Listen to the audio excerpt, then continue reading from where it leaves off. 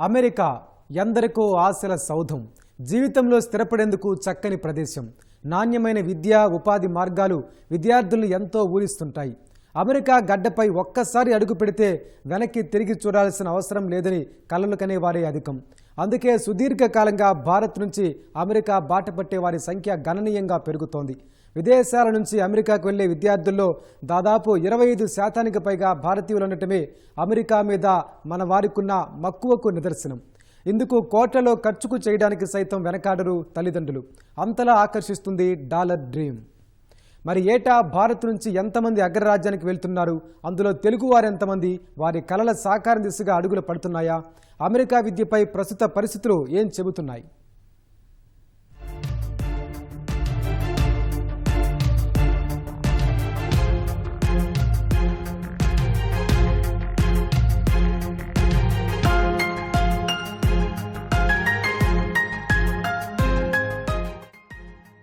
America స్వేచ్ఛకు నెలవు, రంగుల జీవితానికి చక్కని మజిలీ, ఆర్థికంగా స్థిరపడేందుకు మంచి మార్గం. అమెరికా విమానం ఎక్కేటప్పుడు మదిలో మెదిలే ఆలోచనలివే. మరి నిజంగా అది భూతల స్వర్గమేనా? అక్కడ చదివితే జీవితం మారిపోతుందా? ఉద్యోగం సంపాదించి లక్షలు కూడబెట్టడం సులభమేనా? ప్రస్తుతం అక్కడి పరిస్థితులేంటి? విద్యార్థులపై ట్రంప్ ప్రభావం ఎంత? బీటెక్ పూర్తయితే చాలు, ఎంఎస్ కోసం విదేశాలకు పయనమవుతోన్న భారతీయుల సంఖ్య ఇటీవల భారీగా పెరిగింది. అందులోనూ అగ్రరాజ్యం అమెరికాకు వెళ్తోన్న వారి సంఖ్య ఇంకా ఎక్కువ. ఒకప్పుడు మావాడు అమెరికాలో ఉంటున్నాడు అని గర్వంగా చెప్పుకునేవారు. వీలు కుదిరితే చదువు కోసం అమెరికాకు పయనమయ్యేవారే ఎక్కువయ్యారు. ఇందుకు ప్రధాన కారణం అమెరికా విద్యార్థి వీసాల జారీలో వచ్చిన మార్పులు, నిబంధనల్లో సడలింపులు, బ్యాంకులు విద్యార్థులకు విరివిగా అందే లోన్లు. పిల్లలను అమెరికాకు పంపితే ఇక వారు సెటిల్ అయినట్టే అని తల్లిదండ్రుల్లో వచ్చిన దృక్పథం కూడా కారణమే. దానికి తోడు ఇబ్బడి ముబ్బడిగా పుట్టుకొచ్చిన కన్సల్టెన్సీలు అమెరికాకు వెళ్లే విద్యార్థులకు అవసరమైన ఏర్పాట్లను సులభతరం చేస్తున్నాయి. అక్కడి వర్సిటీలతో ఒప్పందాలు చేసుకుని విద్యార్థులకు అడ్మిషన్లు వచ్చే ప్రక్రియను సులభం చేశాయి. దీంతో భారత్ నుంచి అమెరికాకు ప్రయాణమయ్యే విద్యార్థుల సంఖ్య ఏటా గణనీయంగా పెరుగుతోంది. 2023లో భారత్ నుంచి 108 దేశాలకు సుమారు 13 లక్షల మంది విద్యార్థులు వెళ్లగా అందులో అత్యధికంగా అమెరికాకే వెళ్లారు. యునైటెడ్ స్టేట్స్ ఆఫ్ అమెరికా విషయానికి వస్తే విద్యార్థులు మన భారతదేశం నుంచి ఎక్కువ వెళ్తున్న రాష్ట్రాలు ఏంటి అంటే పెద్దగా చెప్పాల్సిన అవసరం లేదు. దానికి నిదర్శనం మన యుఎస్ కౌన్సిలేట్ హైదరాబాద్లో, సౌత్ ఏషియాలో అన్నిటికంటే పెద్ద యుఎస్ కౌన్సిలేట్ మన హైదరాబాద్లో స్థాపించారు రీసెంట్గా. ఆ విషయం మీకు తెలుసు. సో యుఎస్ గవర్నమెంట్ కూడా $several million దాని మీద ఇన్వెస్ట్ చేసి పెట్టారు. దాని రీజన్ ఏంటి అంటే మన తెలంగాణ, ఆంధ్ర నుంచి ఎక్కువ వెళ్తున్నారు విద్యార్థులందరూ కూడా, ఎస్పెషలీ యుఎస్ కంటే చాలా చాలా ఎక్కువ వెళ్తున్నారు. Maybe around 35 to 40% of the entire students going from India to US మన రెండు రాష్ట్రాలు తెలంగాణ, ఆంధ్ర నుంచి ఉన్నారు. సో అదొక మంచి హర్షించిన విషయం. సో విద్యార్థులు ఏంటి అంటే చాలా ఇంపార్టెంట్ అండి. విద్యార్థులు మీరు ఏ కంట్రీకి అయితే వెళ్తున్నారో ఆ కంట్రీకి ఒక సిస్టమ్ అనేది ఉంటుంది. అక్కడ కొన్ని గైడ్ లైన్స్ ఉన్నాయి, కొన్ని రూల్స్ ఉంటాయి, కొన్ని రెగ్యులేషన్స్ ఉంటాయి. సో నా రిక్వెస్ట్ విద్యార్థులు కావచ్చు, పేరెంట్స్ కావచ్చు, నాది ఒకటే రిక్వెస్ట్ అండి. దయచేసి మీరు కాస్త మీరు వెళ్ళే కంట్రీ కావచ్చు, మీరు వెళ్ళే యూనివర్సిటీ కావచ్చు, మీరు వెళ్ళే ప్రోగ్రామ్ కావచ్చు, దానికి సంబంధించిన ఇన్ఫర్మేషన్ పూర్తిగా మీరు గ్యాదర్ చేసుకోండి. అమెరికా పేరు చెప్పగానే గుర్తొచ్చే స్టాచ్యూ ఆఫ్ లిబర్టీ లాగానే అమెరికా గెడ్డపై తమకు స్వేచ్ఛ దొరుకుతుందని, భవిష్యత్తుకు భరోసా ఉంటుందనేది విద్యార్థుల విశ్వాసం. ప్రపంచవ్యాప్తంగా పలు దేశాలతో పోలిస్తే యుఎస్ఏలో నాణ్యమైన విద్య లభిస్తుందన్నది నిపుణులు చెప్పే మాట. తగినట్టుగానే అమెరికాలో 4000 వరకు విశ్వవిద్యాలయాలు విద్యార్థులకు అందుబాటులో ఉండటం విశేషం. ప్రపంచవ్యాప్తంగా ఉన్న టాప్ 1000 వర్సిటీల్లో దాదాపు 60% అమెరికాలోనే ఉన్నాయంటే అక్కడి విద్య నాణ్యత అర్థం చేసుకోవచ్చు. ముఖ్యంగా ముఖ్యంగా స్టెమ్ కోర్సులకు అమెరికా పెట్టింది పేరు. ఆయా కోర్సుల్లో చేరే వారికి 2 ఏళ్ల విద్యార్థి వీసాతో పాటే 1 ఏడాది ఓపీటీ అవకాశం ఉంటుంది. దానిని 2 ఏళ్ల పాటు పొడిగించుకునే వీలుంది ఇప్పటి వరకు. దీంతో F1 వీసాపై వెళ్లేవారు స్టెమ్ కోర్సులు ఎంచుకుంటే 5 ఏళ్లు అమెరికాలో ఉండేందుకు మార్గం సుగమం అవుతోంది. ఈ నేపథ్యంలోనే భారత్ సహా ప్రపంచవ్యాప్తంగా వివిధ దేశాల నుంచి విద్యార్థులు అమెరికా బాట పడుతుంటారు. ముఖ్యంగా చైనా, భారత్ నుంచే అత్యధికంగా విద్యార్థులు US కి వెళ్తుంటారని నివేదికలు చెబుతున్నాయి.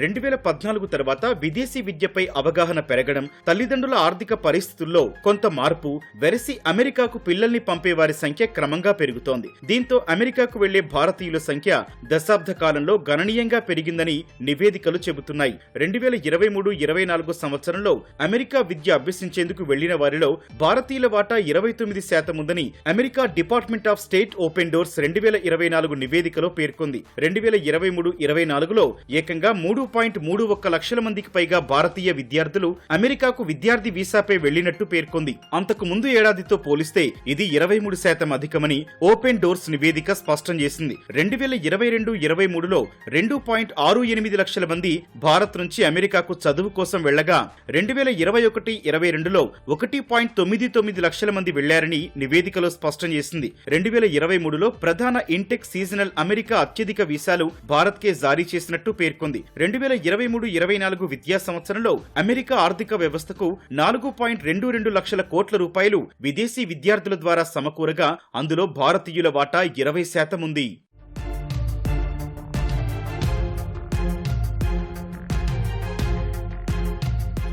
సాధారణంగా అమెరికాకు వెళ్లే విదేశీ విద్యార్థుల్లో అధిక వాటా చైనాది. ఆ తర్వాత స్థానం భారత్దే. అయితే 2023-24 మాత్రం చైనాతో పోలిస్తే భారత్ నుంచే ఎక్కువ మంది విద్యార్థులు అమెరికాకు వెళ్లినట్టు పలు నివేదికలు చెబుతున్నాయి. ఈ 2 దేశాల నుంచే సుమారు 50% మంది విద్యార్థులు అమెరికాకు వెళ్తున్నట్లు వెల్లడిస్తున్నాయి. ముఖ్యంగా గ్రాడ్యుయేట్ కోర్సుల కోసం అమెరికాకు వెళ్తున్న వారు సుమారు 21% పెరిగినట్టు తెలుస్తోంది. ఇక అమెరికాకు వెళ్తున్న భారతీయుల్లో తెలుగువారే దాదాపు 55% పైగా ఉంటారని నిపుణులు చెబుతున్నారు. గత సంవత్సరం డేటా మనం చూసుకుంటే కనుక 3,30,000 మంది ఇండియా నుంచి పూర్తిగా అమెరికాకి వెళ్ళిన విద్యార్థులుంటే దానిలో 56% మంది అంటే 1,80,000కి పైగా తెలుగు విద్యార్థులే ఉన్నారు. ఎక్కువ మంది తెలుగు వాళ్ళు సెటిల్ అవుతుంది కూడా అమెరికాలోనే. మనం చూస్తే కనుక ఓవరాల్గా ఇండియన్ విద్యార్థులు భారతీయ విద్యార్థుల తర్వాత హైయెస్ట్ భారతీయ విద్యార్థులే. వాళ్ళ తర్వాత అమెరికాలో ఉండేది చైనీస్ విద్యార్థులు అనమాట. భారతీయ విద్యార్థుల్లో ఎక్కువ మంది తెలుగు వాళ్ళే, సగం మంది తెలుగు వాళ్ళే ఉన్నారు. ముఖ్యంగా మనం కొన్ని పట్టణాలు చూస్తే కాలిఫోర్నియాలో దాదాపు 2 లక్షల మంది తెలుగు కుటుంబీకులు ఉంటే, తర్వాత టెక్సాస్లో 1.5 లాక్, 1.5 మంది, న్యూజెర్సీలో 1,00,000 కుటుంబాలు, ఇలా రకరకాలుగా అంటే సంఖ్యలో చూసినా, కుటుంబాల సంఖ్య చూసినా, విద్యార్థుల సంఖ్య చూసినా మంచి మంచి ఏరియాస్లో చాలా మంది ఉన్నారనమాట. డాలర్ డ్రీమ్స్ కొంత తాత్కాలికంగా ఇబ్బంది అయినా కొన్ని ప్రికాషన్స్ మనం తీసుకుంటే ఇబ్బంది ఉండదని నా ఆలోచన. మన స్టూడెంట్స్ కూడా ఎవరైతే మన తెలుగు రాష్ట్రాల నుంచి వెళ్ళిన స్టూడెంట్స్ని ఒకటే వేడుకుంటా ఉన్నాం, ఎవరు కూడా దయచేసి ఆన్లైన్ యూనివర్సిటీస్లో చదవద్దు. ఆన్లైన్లో యూనివర్సిటీస్ చదువుతున్న వాళ్ళు, చదువుదాం అనుకుంటున్న వాళ్ళు అక్కడికి వెళ్ళి యు ఆర్ ఇన్ ట్రబుల్. ఎందుకంటే ట్రంప్ ఏదైనా యాక్షన్ తీసుకోగలిగితే మన మీద ఇంక ఏ ఆప్షన్ ఉండదు. ఓన్లీ ఆన్లైన్ యూనివర్సిటీ స్టూడెంట్స్ మీద మాత్రమే యాక్షన్ తీసుకోగలుగుతాడు. ఎందుకంటే ఆన్లైన్ చదువుకుంటున్న వారు మీరు ఇక్కడ ఉండాల్సిన అవసరం ఏంటి? మీరు ఇండియాలో మీ ఇంటికాడ మీ తల్లిదండ్రుల దగ్గర ఉండి మీరు చదువుకోవచ్చు కదా, ఇక్కడ కోర్స్ నేర్చుకోవచ్చు కదా అని చెప్పే ఉద్దేశంతో ట్రంప్ ఆన్లైన్ యూనివర్సిటీస్లో ఎవరైతే చదువుతున్నారో వాళ్ళందరినీ ఎనికి పంపిస్తారు, ఆ నిర్ణయం తీసుకుంటారని చెప్పి అనుకుంటున్నారు. అమెరికాలోని విద్యా సంస్థల్లోకి ప్రధానంగా 3 సీజన్లలో ప్రవేశాలు కల్పిస్తుంటారు. ఆగస్టు నుంచి సెప్టెంబర్ వరకు ఫాల్ ఇంటేక్ ఉంటుంది. ఇదే ప్రధానమైంది. తర్వాత జనవరిలో స్ప్రింగ్ ఇంటేక్, మే, జూన్లో సమ్మర్ ఇంటేక్లు ఉంటాయి. వర్సిటీలు బట్టి ట్యూషన్ ఫీజుల్లో మార్పు ఉంటుంది. టైర్ 1 రీసెర్చ్ వర్సిటీలో పరిశోధనలకు అవకాశం ఎక్కువ.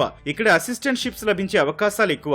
ఇలాంటి యూనివర్సిటీలకు ఏడాదికి ట్యూషన్ ఫీజు 30 నుంచి 40 లక్షల వరకు ఉంటుంది. టైర్ 2లోనూ రీసెర్చ్ యాక్టివిటీస్ ఎక్కువ. ఇక్కడ ట్యూషన్ ఫీజు ఏడాదికి 20 లక్షల రూపాయల నుంచి 30 లక్షల రూపాయల వరకు చెల్లించాల్సి ఉంటుంది. టైర్ 3లో మిగతా వాటితో పోలిస్తే రీసెర్చ్ యాక్టివిటీ తక్కువ. ట్యూషన్ ఫీజు 8 నుంచి 20 లక్షల వరకే ఉంటుందని నిపుణులు చెబుతున్నారు. విద్యార్థులు ఉండే ప్రాంతాన్ని బట్టి వారి నివాస ఖర్చులు ఆధారపడతాయి. ప్రస్తుత రూపాయి మారకం ప్రకారం నెలకు దాదాపు 1.20 లక్షలు. వీటితో పాటు ప్రయాణ ఖర్చులు, ఆహారం సహా ఇతరత్రా ఖర్చులు అదనం. అంటే ఒక విద్యార్థి ఏడాది చదువుకు అమెరికాలో దాదాపు దాదాపు 40 లక్షల రూపాయల నుంచి 60 లక్షల రూపాయల వరకు ఖర్చయ్యే అవకాశం ఉంది. తెలుగు స్టేట్స్ నుంచి 22-23 అకాడమిక్ ఇయర్లో అరౌండ్ 2,60,000 స్టూడెంట్స్ ఎన్రోల్ అయితే 23-24 అకాడమిక్ ఇయర్లో అరౌండ్ 3,30,000 స్టూడెంట్స్ ఎన్రోల్ అయ్యారు. అండ్ 25 అకాడమిక్ ఇయర్లో ఎక్స్పెక్టింగ్ 1,50,000 స్టూడెంట్స్.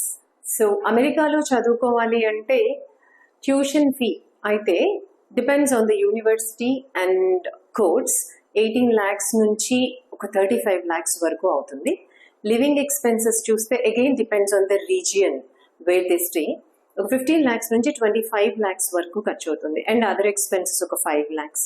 సో ఓవరాల్గా క్యాలిక్యులేట్ చేసుకుంటే మనకి 40 lakhs నుంచి 65 lakhs అమౌంట్ అవసరం. సాధారణంగా ఓ ఏడాది ఖర్చులకు సరిపోయే మొత్తాన్ని తమ తల్లిదండ్రులు సమకూరుస్తున్నారని లేదా బ్యాంకు రుణమని వీసా సమయంలో అధికారులకు చూపిస్తుంటారు. బ్యాంకులు సైతం ఇటీవల విదేశాలకు వెళ్లే విద్యార్థులకు ఎలాంటి పూచీకత్తు లేకుండానే పెద్ద మొత్తంలో లోన్లు ఇస్తుంటాయి. తల్లిదండ్రులు సైతం ఓ ఏడాదికి సరిపోయే సొమ్ము సమకూరిస్తే అక్కడికి వెళ్లాక ఎలాగోలా వారే సంపాదించుకుంటారులే అనే భావన కనిపిస్తుంటుంది. దీంతో అనేక మంది పొలాలు ఇళ్లు తాకట్టు పెట్టి బంగారం బ్యాంకుల్లో కుదవ పెట్టి మరీ పిల్లలను అమెరికా విమానం ఎక్కిస్తున్నారు. పిల్లల డాలర్ డ్రీమ్ సాకారానికి తమ వంతు తోడ్పాటు కానీ ఇందులో ఎంతమంది అమెరికా విద్యను సార్థకం చేసుకుంటున్నారు, జీవితంలో ఉన్నతంగా స్థిరపడతారు, తిరిగి ఎంతమంది స్వదేశానికి వస్తున్నారనేదే పరిశీలించాల్సిన అంశం. ట్రంప్ వచ్చిన తర్వాత ఈ ప్రశ్నలకు సమాధానాలు వెతకాల్సిన అవసరం మరింత పెరిగింది.